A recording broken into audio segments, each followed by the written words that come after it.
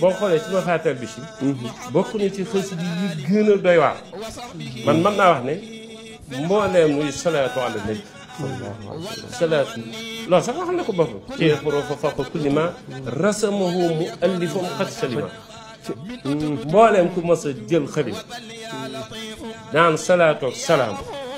wenn xarafu Mafaatihul Bichri moo boobu doole ndax aaya inna allaha wa malaikatahu ala nabi maanaam aaya bi suñ borom santaane nañ julli ci yonent yi sëlmal ci moom sëñ moom la jël mooñ ko mu doon Mafaatihul Bichri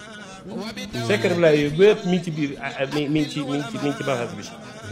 ci tàmbali bi di nga ko xam ndax ci tàmbali bi inna allaha wa malaikatahu bi alif bu jég inna la alif boobu mooy ahadu salihu seen samala tasimu baax ni wa salaam ku alayhi shakl nisa maa wala da mooy taagi tasimu baax ni sa ala habbi rasulillahi xam muraadahu bila adan aw kadri booy xool mooy inna allaha wa malaikatahu maanaam buntu bu mujj ci Mafaatihul Bichri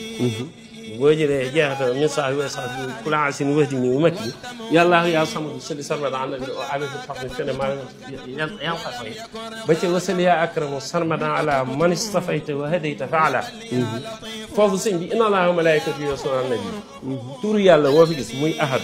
mu tudd ko ci biir Mafaatihul Bichri wala mu ne naafion wala mu ne samadu wala mu ne wadoodu jëlal araf foowa nga dellu ci inna allaha wa malaikatahu yusalluna ala nabi dañ ca fekk ne turu yàlla woowu wenn xaraf la ci ayat inna allaha wa malaikatahu yusalluna ala nabi allahu akbar